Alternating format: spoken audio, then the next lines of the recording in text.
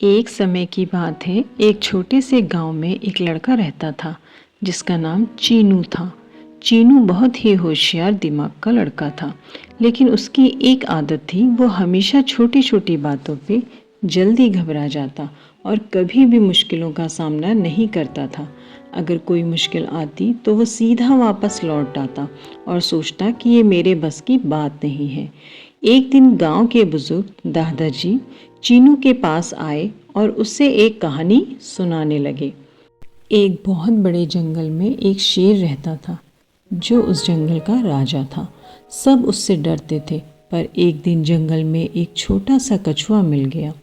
शेर ने देखा कि कछुआ बहुत धीरे धीरे चल रहा है और बिना किसी डर के अपनी मंजिल की तरफ बढ़ रहा है। शेर ने सोचा, इतनी धीमी रफ्तार में ये कछुआ जंगल की सारी मुश्किलों का सामना कैसे करेगा।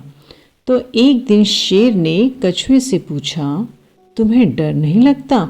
तुम तो बहुत धीरे चलते हो। क्या तुम्हें नहीं लगता कि तुम कभी अपनी मंजिल तक पहुंच भी पाओगे?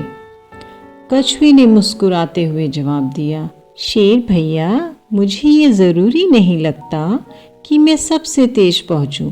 मुझे बस ये ज़रूरी लगता है कि मैं अपने रास्ते पर बना रहूं। धीरे धीरे चल के भी मैं वहां ज़रूर पहुंचूंगा, बस रुकना नहीं है।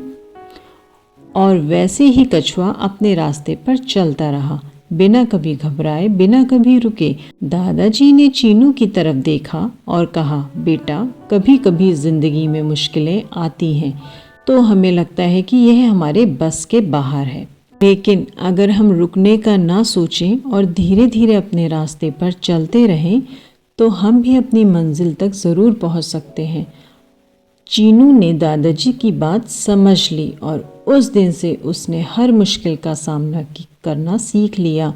उसने कभी पीछे मुड़ के नहीं देखा और अपनी कोशिशों में लग गया।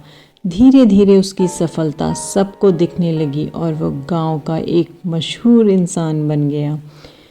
यह कहानी बच्चों हमें यह सिखाती है कि ज़िंदगी में मुश्किलें आएंगी, लेकिन अगर हम अपना हौसला और मेहनत बनाए रखें तो हम कभी भी किसी भी मंजिल तक पहुंच सकते हैं।